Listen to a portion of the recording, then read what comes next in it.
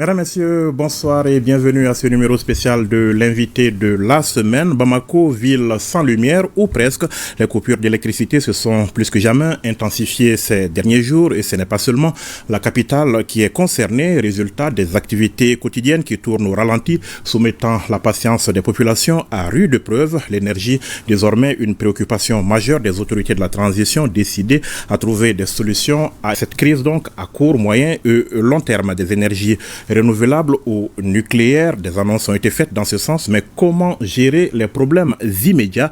Quelles sont les difficultés du moment et que fait le gouvernement de la transition pour y remédier? Bintou Kamara, bonsoir. Bonsoir, Yaya Konaté. Ministre de l'énergie et de l'eau donc depuis juillet dernier. Bienvenue sur le plateau de l'invité de la semaine. Merci. Et merci d'avoir accepté cette invitation. Merci, c'est moi qui vous remercie. Qui remercie ORTM et tout le personnel de ORTM. C'est un plaisir de vous recevoir. On s'imagine un peu que cette question d'électricité vous coupe un peu le sommeil ces derniers temps. Effectivement, comme beaucoup de Maliens, parce que quand il n'y a pas l'électricité, les gens ne dorment pas bien. Mais permettez-moi d'abord de présenter humblement des excuses à toute la population, moi-même compris, et pour ces coupures intempestives de EDM SA. Vraiment, ça irrite tout le monde. Et principalement le président de la transition, chef de l'État, le colonel Assimi Goïta, qui lui-même préside le comité de crise de EDM. Et ça irrite tout le monde, les plus hautes autorités, je ne vais pas citer tout le monde, mais ça irrite beaucoup de gens. Et vraiment, on essaye d'appliquer aussi la rigueur au sein de EDM SA. Alors, est-ce que cette irritation de la population, ce que vit la population au quotidien, vous remonte vraiment en tant qu'autorité, à vous, Madame le ministre, et au président de la transition? Bien sûr, c'est pourquoi déjà, les actions qu'on a déjà menées, et les actions qu'on est en train de mener, et les actions qui seront menées dans le futur, vont quand même démontrer que l'irritation est réelle. Le problème qui se pose au niveau des EDM, c'est que EDM, c'est une société qui existe depuis pratiquement l'indépendance. Et c'est une société qui a été mal gérée pendant longtemps. Et c'est une société également d'État, mais qui est gérée sous forme de société anonyme. Et maintenant, le problème de EDM, c'est que EDM était devenu pratiquement un instrument politique. Ce qui a fait que la gestion n'était pas considérée tellement au niveau de EDM. Alors, on va parler de tout cela, si vous le permettez, Madame le ministre, mais les Maliens enchaînent désormais donc des heures et des heures sans électricité. L'amélioration promise pour ces derniers temps n'est pas au rendez-vous. On a même l'impression qu'il y a une aggravation de la situation. Il se passe quoi exactement?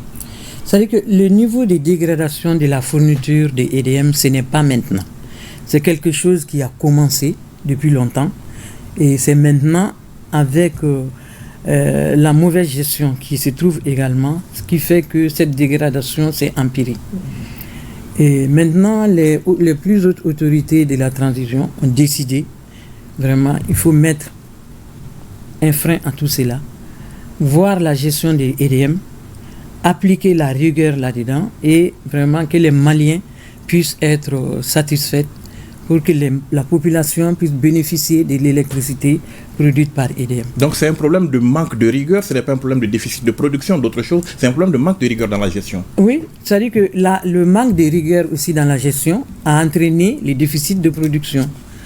Parce que le problème qui se pose, c'est que la quantité de puissance installée, si toute cette quantité était vraiment utilisée, il n'y aurait pas de problème d'électricité au Mali.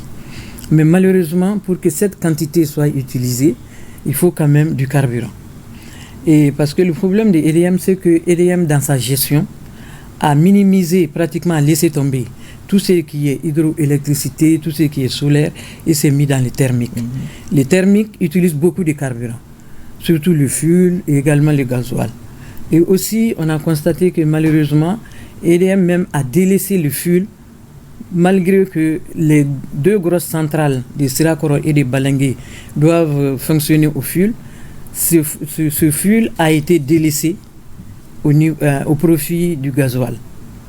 Bon, cela se comprend avec tout ce qu'on a mené au niveau des EDM comme contrôle, c'est que ce fioul quand ça vient, c'est uniquement utilisé par EDM. Donc, il n'y a pas de fraude sur l'utilisation possible là-dessus. Alors que les gasoils, alors là, c'est à boire et à manger. Parce que les gasoils qui viennent, normalement, c'est exonéré déjà par les autorités pour que EDM puisse profiter du gasoil moins cher que le prix à la pompe. Mais malheureusement, on constate que souvent, ces ruptures sont provoquées par les agents de EDM eux-mêmes. Comment c'est provoqué? Nous avons mis en place un système de gestion et de contrôle.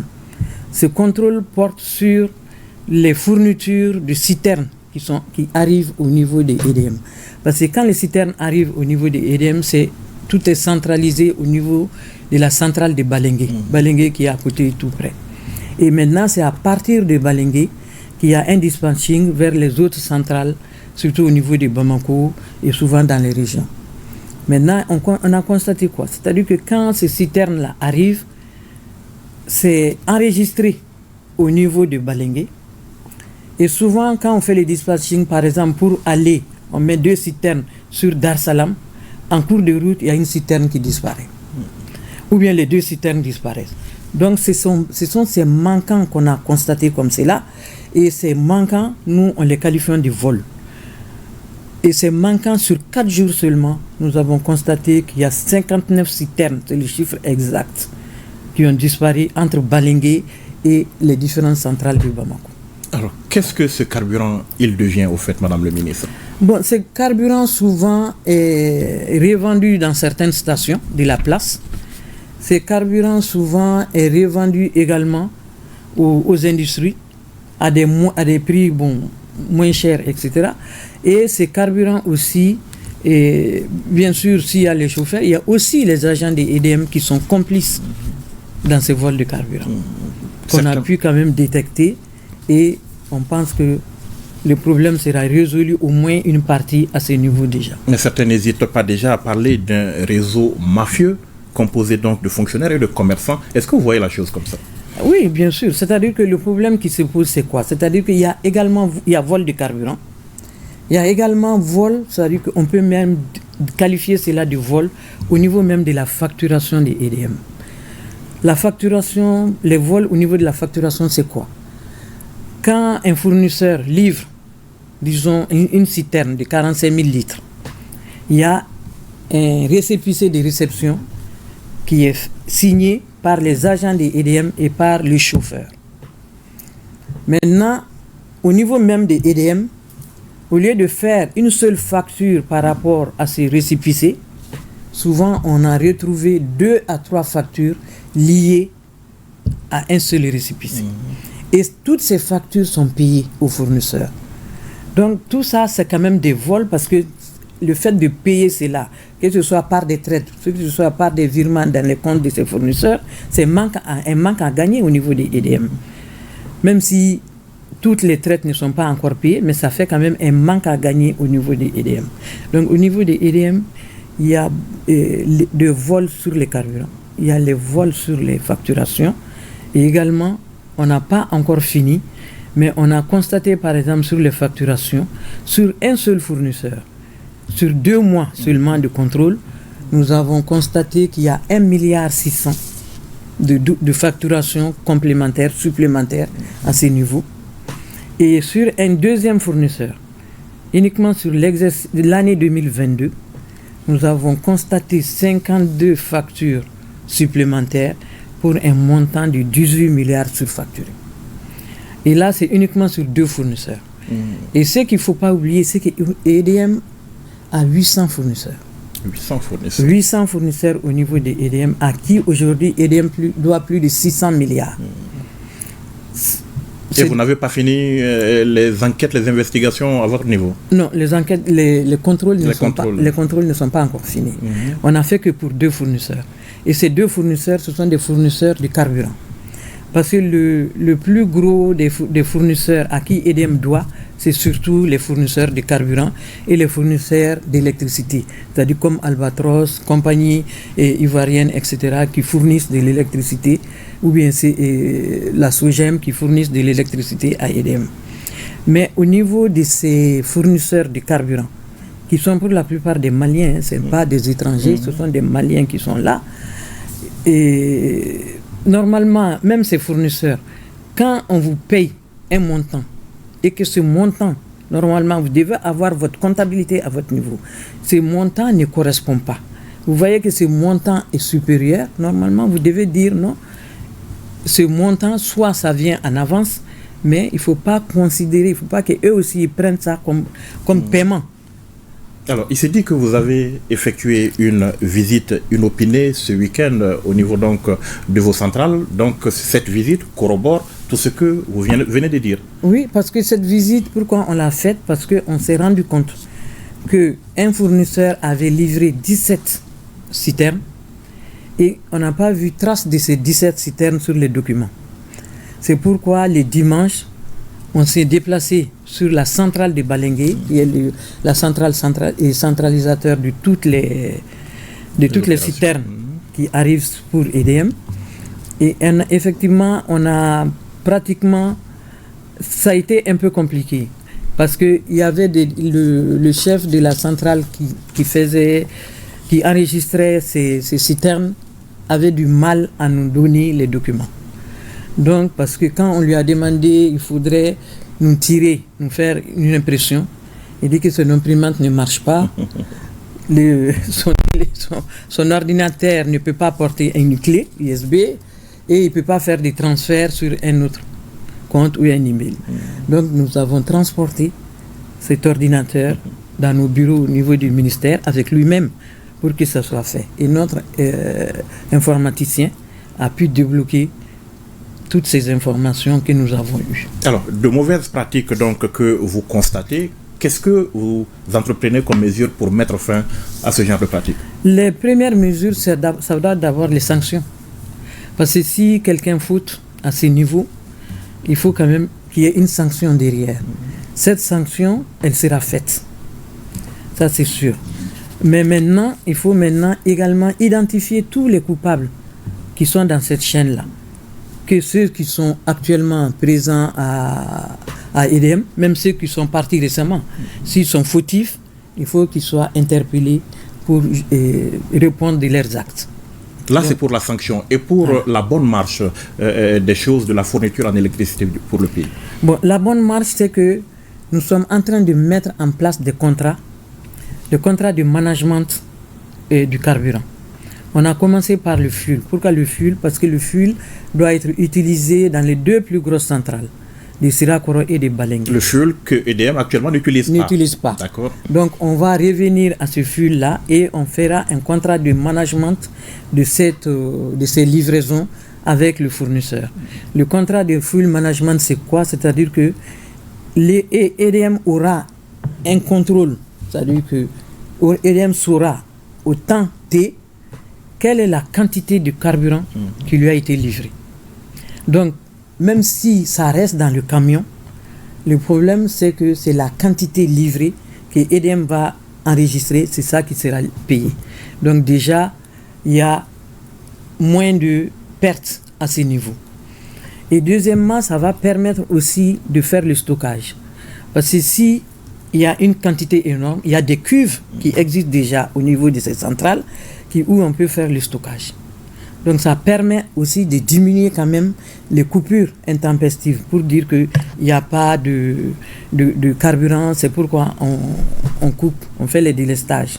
S'il y a quand même un stock qui est là, parce que le problème c'est qu'il n'y a même pas de seuil d'alerte actuellement au niveau de EDM SA. Donc vous espérez que si vous mettez fin à ces pratiques, la desserte en électricité du pays va s'améliorer?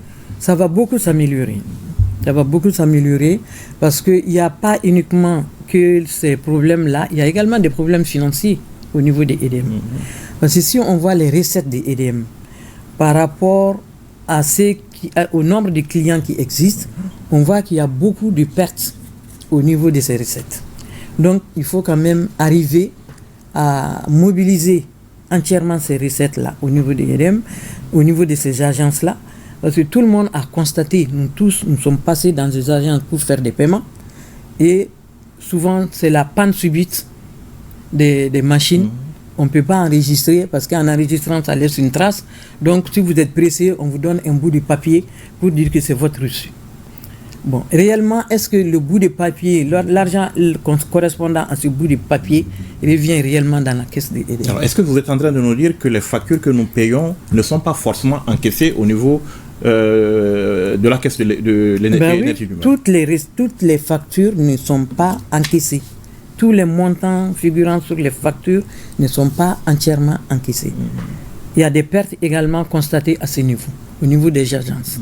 Donc, on va trouver la solution maintenant pour informatiser les agences et avertir la population pour que personne n'accepte des bouts de papier. Si vous acceptez les bouts de papier, ça veut dire que votre facture ne sera pas enregistrée. Madame la ministre, vous parlez d'informatiser, on peut supposer que c'est déjà informatisé. Non, malheureusement, tout n'est pas informatisé. Justement, ça veut dire que l'informatisation, c'est quoi? C'est-à-dire que quand on informatise, normalement, on va dire le système va avoir un autre contrôle à un autre niveau. Et ce contrôle à un autre niveau n'existe pas. Par exemple, je vous prends le cas de Balengue. Quand nous sommes partis à Balengue, on a vu que l'agent qui est là-bas fait l'enregistrement de tous les citernes qui passent par Balengue. Mais ce fichier n'est pas transmis. Il ne peut pas transmettre ce fichier. J'ai dit, comment vous faites? Donc, il prend un téléphone, il appelle.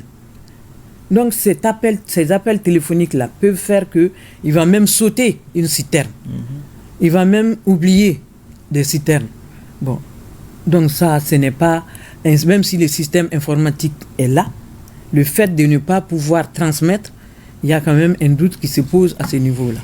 Surtout, il nous a montré les téléphones qu'il a, c'est le petit téléphone qui ne peut même pas filmer les fiches pour envoyer. Alors, mais quand vous nous parlez de ces problèmes de comptabilité, peut-être d'argent, est-ce que vous voulez nous dire que EDM n'a pas suffisamment aujourd'hui d'argent pour acheter suffisamment de gasoil pour faire tourner les centrales? Non, pas du tout. Parce que les recettes mensuelles actuelles de EDM sont estimées à un montant de 20 milliards. Rien que les fournisseurs de carburant, ils sont payés à 18 milliards. Et les salaires de EDM, c'est à peu près 2 milliards. Donc, toutes les autres charges de fonctionnement, les recettes de EDM ne peuvent pas supporter. Alors, donc même, comment dirais-je, quand vous mettrez fin à ces pratiques, les pratiques, on va dire, malsaines, quand vous mettrez fin à ces pratiques, vous allez aussi informatiser pour ce qui concerne le service à la clientèle. Tout cela ne permettra pas de résoudre le problème. Oui, les délestages vont continuer. Oui, mais ça, c'est... Non, les délestages, peut-être pas. Mais ça, c'est au niveau des recettes. C'est-à-dire que quand on améliore les recettes, il faut quand même diminuer aussi les charges. Il faut diminuer les charges de fonctionnement. Parce que si on augmente les recettes et qu'on augmente les charges, donc ce sera toujours la même chose. Donc l'objectif vraiment, c'est d'augmenter les recettes et de diminuer les charges. La diminution des charges, ça va se faire déjà au niveau du personnel. Parce que EDM actuellement dispose de presque 3000 agents, 2500 agents et presque 500 stagiaires. À notre arrivée, nous avons pu mettre fin, j'espère, au problème de bénévoles. Parce qu'il y avait beaucoup de bénévoles qui étaient là-bas. Bien sûr, on ne sait pas pourquoi. Un bénévole, normalement, tu n'es pas payé. Quelqu'un qui n'est pas payé, pourquoi il vient travailler? Donc, ça veut dire qu'il a quand même des revenus occultes quelque part. Et ces revenus occultes, ce sera toujours au détriment des EDM, sur les recettes des EDM. Mais comment est-ce que vous comptez gérer cette situation? Parce que les questions de personnel, généralement, c'est des questions très sensibles chez nous, c'est des questions d'emploi. Oui, déjà, identifier tous ceux qui ne viennent pas travailler, les licenciés. Déjà, tous ceux qui ne viennent pas travailler au niveau des EDM, il faut que ce soit identifié. L'organigramme des EDM a été modifié. Parce que le poste de DGA, par exemple, a été supprimé. Et il y a eu des pôles qui ont été créés. Il y a eu un pôle uniquement technique, il y a un pôle financier et comptable, et il y a un pôle support qui va s'occuper justement de ces ressources humaines-là. Donc, au niveau de ce pôle, c'est à ce niveau-là qu'il faut identifier déjà tous ceux qui ne viennent pas travailler pour faire un licenciement à ce niveau. Et voir maintenant comment traiter les autres ressources humaines qui vont rester. Alors, certains acteurs, Madame le ministre, fustigent le faible niveau de mobilisation des subventions de l'État. L'État a-t-il laissé tomber le secteur de l'énergie? Alors, pas du tout. Sur l'exercice 2023, c'est-à-dire que du 1er janvier au 30 septembre 2023, l'État a subventionné pour 106 milliards de francs CFA EDM SA, uniquement EDM. Ces 106 milliards qui ont été donnés à EDM a beaucoup servi à payer, surtout EDM a payé ses fournisseurs. Et c'est là, parce que c'est cette mauvaise gestion qui a fait que EDM, avec ses subventions, n'a pas pensé à acheter aussi du carburant. Donc si une partie de ces subventions avait servi à l'achat des carburants, peut-être qu'il y aura à avoir moins de délestage. Mais aussi le fait de payer aussi ses fournisseurs, là ça peut supposer autre chose. Parce que moi, fournisseur, on me paye, bon, il peut y avoir une ristourne occulte quelque part aussi. Donc l'intérêt c'est qu'il faut peut-être payer les fournisseurs et oublier le côté carburant, fonctionnement de EDM. Donc on ne peut pas accuser le gouvernement d'avoir un peu délaissé le secteur? Ah non, pas du tout, au contraire. C'est le contraire. Quel est le service actuellement qui bénéficie de 106 milliards et qui n'arrive pas à fonctionner si ce n'est pas la mauvaise gestion? Et rien qu'avec 106 milliards, même si EDM n'avait pas utilisé ses recettes, EDM pouvait fonctionner et faire des bénéfices. Ces 106 milliards, ça c'est les subventions comptant. Il y a eu aussi, le problème c'est que EDM n'avait plus de capital. L'État a investi plus de 140 milliards pour reconstituer le capital de EDM. Et ça. Donc ça fait peut-être dans les 200 et quelques milliards, plus de 200, presque 246 milliards qui ont été injectés au niveau de EDM. Donc on ne peut pas dire que l'État n'a pas soutenu. Ça c'est uniquement du 1er janvier 2023 au 30 septembre 2023. 9 mois. 9 mois. Alors, Madame le ministre, il y a eu en son temps l'acquisition, on se rappelle, en grande pompe de groupes électrogènes. On avait parlé de 27 pour gérer la période de pic. Que sont-ils devenus? Bon, ce problème de groupe-là, il y a eu beaucoup de questions là-dessus. Mais aujourd'hui, je veux vous dire la vérité. C'est le président de la transition, chef de l'État, colonel Assimi Goïta, a demandé à la direction de EDM SA qu'est-ce qu'il faut pour empêcher les délestages pendant la pointe. La pointe, c'est la période de chaleur, c'est-à-dire mars, avril, mai. Ils ont donc identifié leurs besoins en disant avec l'achat de 27 groupes, ils peuvent le problème sera résolu. Voilà. Donc, pratiquement, le ministère des Finances a débloqué la totalité de la somme qui fait 6 milliards 209 millions. Ça, c'est le chiffre précis. Ces 6 milliards 209 millions devaient servir à acquérir les 27 groupes. Ces 27 groupes devaient provenir de la Turquie. Et ce montant a été donné en décembre 2022. Et les groupes devaient venir 2 à 3 mois plus tard, c'est-à-dire que février-mars 2023. En mars, quand les groupes ne sont pas là, le président de la transition, qui lui-même préside le comité de crise, a demandé pourquoi les groupes ne sont pas là. Pour EDM, les groupes ne sont pas là à cause des incidents qui ont eu lieu en février, les tremblements de terre en février en Turquie. Donc quand nous avons pris le dossier, nous nous sommes rendus compte que cela était faux. En fait, ces groupes-là ne sont pas venus de Turquie, mais plutôt du Nigeria. Et même ça, c'est 13 groupes seulement sur les 27 qui sont venus, qui ont été répartis dans les localités. Et quand on voyait ces groupes-là, sur les groupes, c'est marqué par exemple 1500 kVA. Mais la puissance réelle de ces groupes ne fait que 300. Donc tous ces groupes qui ont été installés pratiquement ont tous pris feu. Parce qu'on pense que c'est la puissance 1500 et quand on met les charges de 1500, oui, bien sûr, ça a pris feu. Et maintenant, le fournisseur qui a eu le marché s'est engagé à remplacer ces 13 groupes-là. Et ce n'est que récemment, en septembre, bien sûr, après, maintenant, qu'il y a 7 d'abord qui ont été annoncés, bien sûr qu'on a fait tester pour voir si la puissance annoncée est réelle. Donc ces 7 groupes-là ont été répartis et Maintenant, il y a 3 qui sont en cours de route. Donc, pour l'instant, la totalité de ces 27 groupes n'est pas encore complètement fournie. Donc, l'un dans l'autre, on n'est pas finalement à plus d'une dizaine de groupes. Parce que 7 plus 3, ça fait 10. Et les 10 ne sont pas là. Et les 17 ne sont pas encore là. 7 sont arrivés, 3 en cours de route. Donc, il manque encore 17. Donc, on est en train de voir maintenant comment traiter ce dossier-là. Est-ce qu'il faut annuler? Là, c'est le côté juridique, les juristes qui vont prendre ce dossier pour voir maintenant quelle procédure il faut entamer pour pouvoir annuler ce contrat et même demander peut-être des dommages-intérêts. Pourquoi pas? Parce que l'État, quand même, a subi d'énormes pertes au niveau de ce truc-là. Mais il y a eu certainement des manquements. Bon, sûrement des manquements à ce niveau aussi. Comment est-ce que vous comptez gérer ces manquements? Oui, les manquements, c'est de plusieurs sortes. C'est-à-dire que c'est ce que j'ai dit. L'EDM était dans la mauvaise gestion. Sinon, quand quelqu'un amène, c'est-à-dire qu'il devait même pas, il amène les 13 groupes. Parce que dans le contrat, il y a un délai quand même qui est là. Si c'est dans ce délai déjà, tous les groupes ne sont pas fournis, c'est qu'il y a un manquement déjà dans l'exécution du contrat.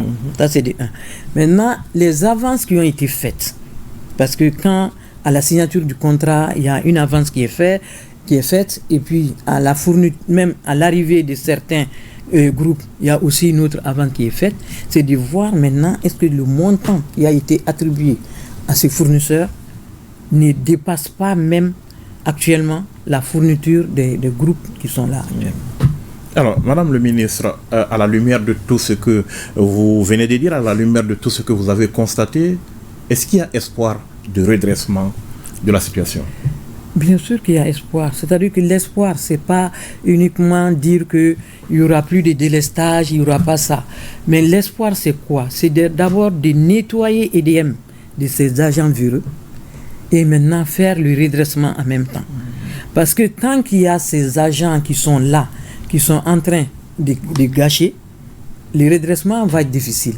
Donc il faut quand même les détecter et les enlever d'abord des EDM SA.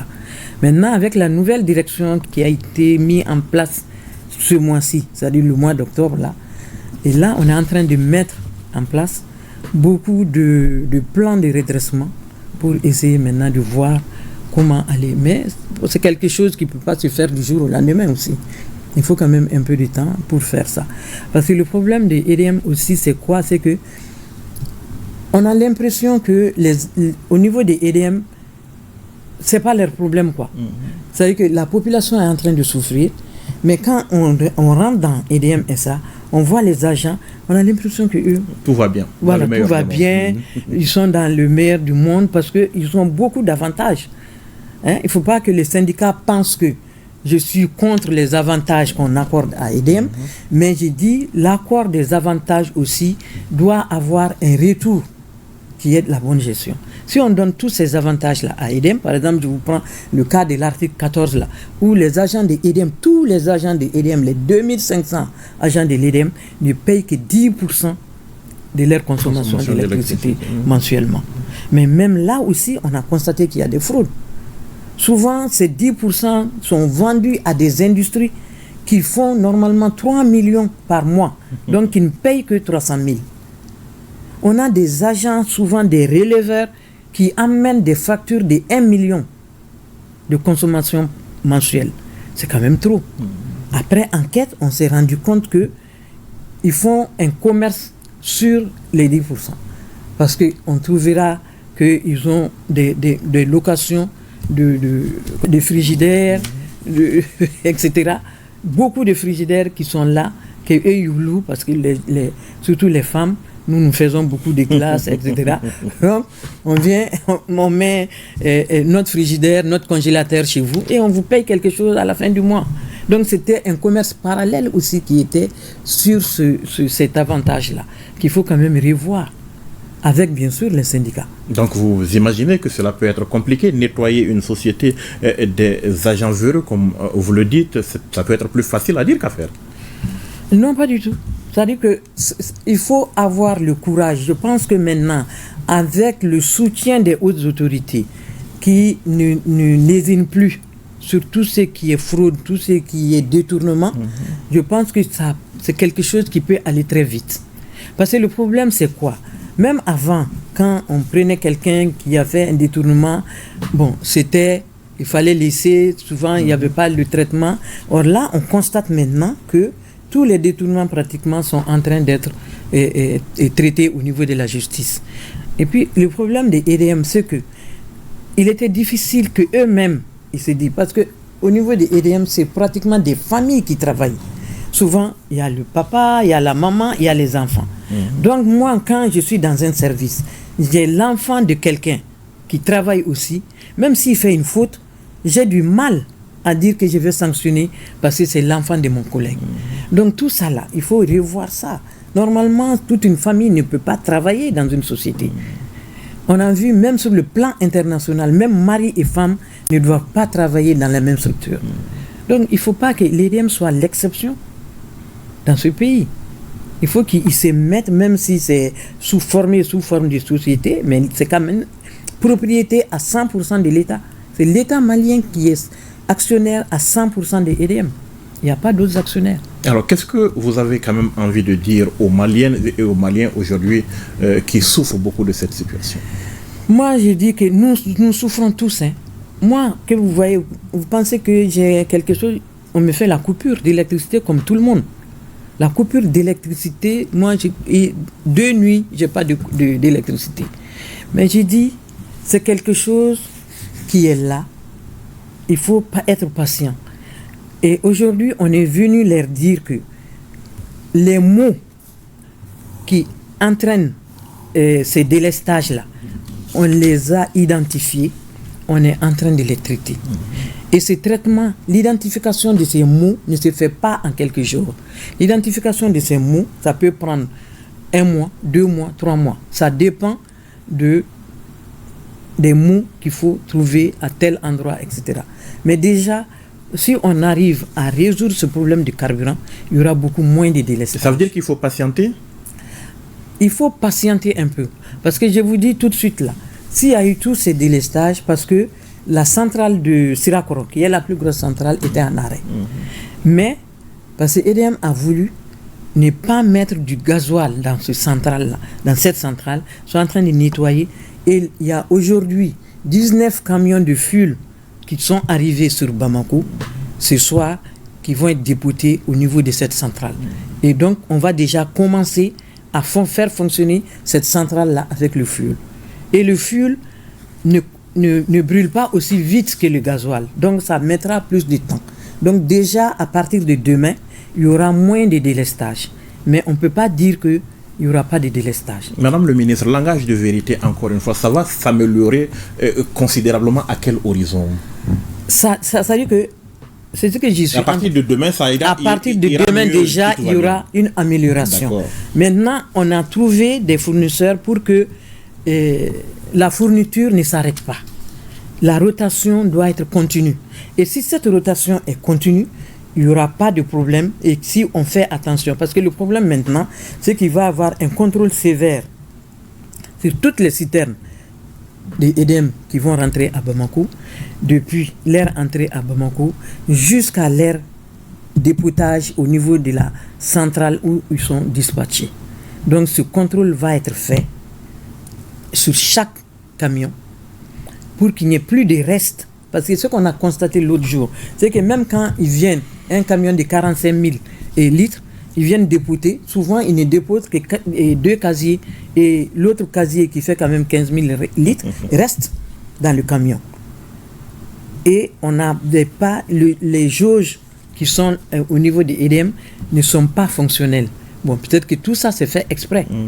Maintenant, il faut réparer tout ça là pour que une seule goutte ne doit pas rester dans la citerne quand la citerne vient pour le dépotage. Donc, pour revenir à ma question, selon vos prévisions, ça ira mieux à partir de demain. À partir de demain, ça ira mieux. Alors, d'accord. Parlons donc des choix énergétiques, de la transition. On est dans le thermique à court, moyen et long terme.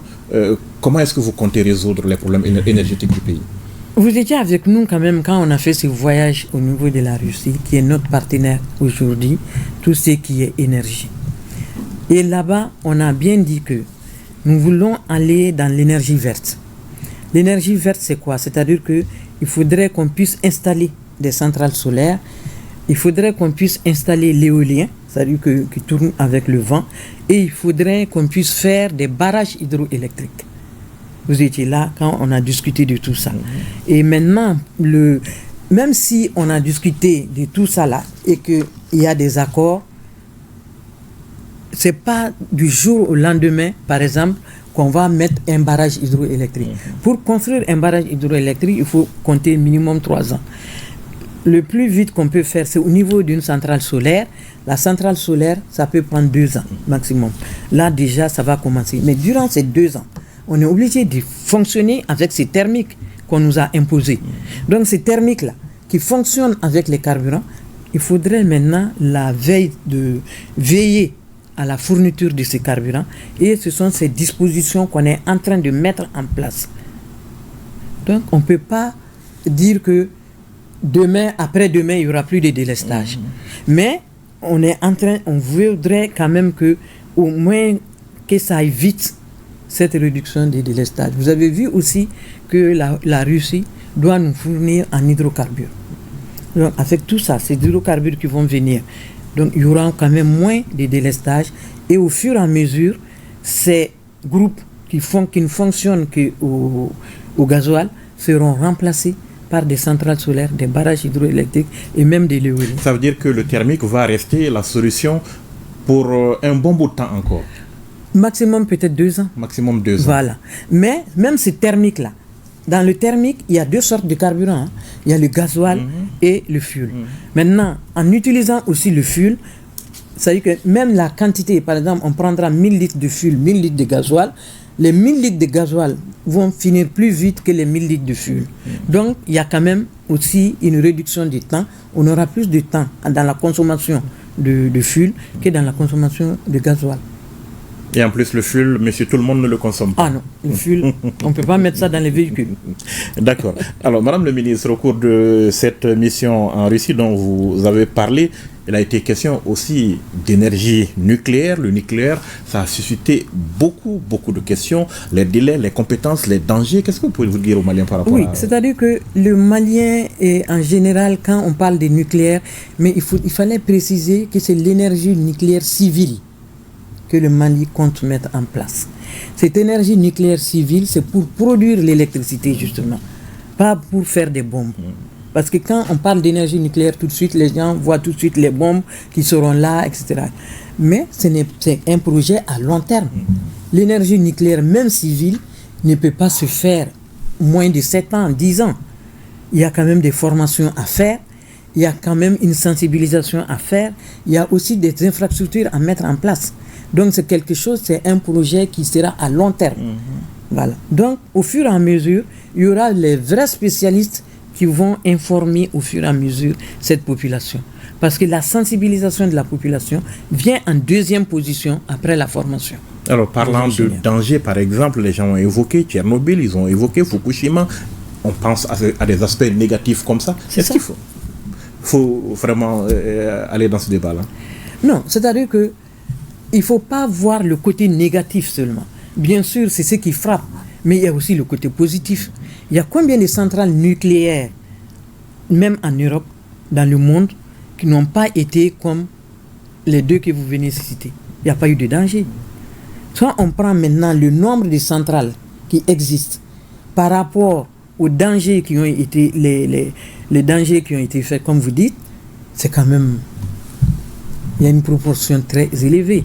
Ce n'est pas tous les jours qu'une centrale nucléaire... il y a un problème au niveau d'une centrale nucléaire. Ce n'est pas tous les jours.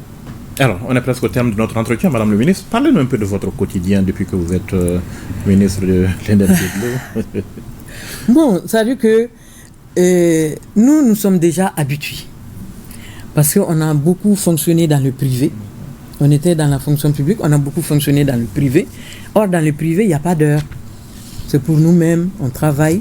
Donc, cette habitude, quand même, avec tous ces problèmes qu'il y a, on arrive à gérer aussi le temps. Bien sûr, on dort, mais on arrive à gérer le temps. Et avec quand même l'expérience professionnelle, et à mon âge, on sait maintenant comment faire le plan de travail. Qu'est-ce qu'il faut chercher, qu'est-ce qu'il ne faut pas chercher. Donc, souvent, on va droit au but. On n'a pas besoin de tergiverser pour dire on sait où est-ce qu'il faut aller. Donc ça allège beaucoup le travail qu'on est en train de faire. Et bien sûr, avec les collaborateurs qui sont là, donc on n'est pas seul aussi à faire ce travail-là. C'est le travail, y compris et toutes les structures qu'on a, tous les agents qui sont dans ces structures-là, y compris également au niveau du cabinet. Donc c'est un travail collectif qui s'est fait tous les jours. Alors, quelque chose à ajouter avant de quitter notre plateau?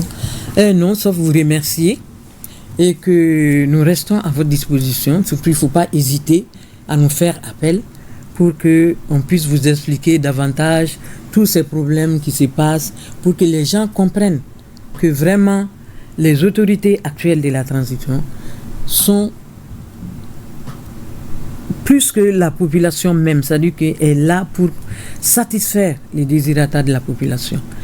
On ne va pas parler de ça, peut-être ce sera un autre problème, un autre sujet, mais même les centrales solaires qui fournissent de l'électricité dans nos localités rurales, l'électrification rurale, là-bas aussi, on est en train de travailler dessus pour que la population rurale puisse bénéficier au même titre que la population urbaine de l'électricité 24 heures sur 24. Donc ça, ce sera un autre sujet qu'on aura à débattre plus tard. Inch'Allah, si vous voulez bien. Ministre, oui. On le veut bien. Voilà. Ce sera un plaisir d'échanger à nouveau avec vous. Il n'y a pas de problème. Bon vent, Madame le Ministre. Merci beaucoup. Voilà, et nous vous remercions d'avoir répondu à nos questions. C'est moi qui vous remercie. Je remercie tout le personnel de l'ORTM et on est ensemble. Merci Madame le Ministre. Merci beaucoup. Merci Mesdames, Messieurs de nous avoir suivis. Rendez-vous la semaine prochaine pour un autre numéro de l'invité. Bonne suite de programme sur l'ORTM.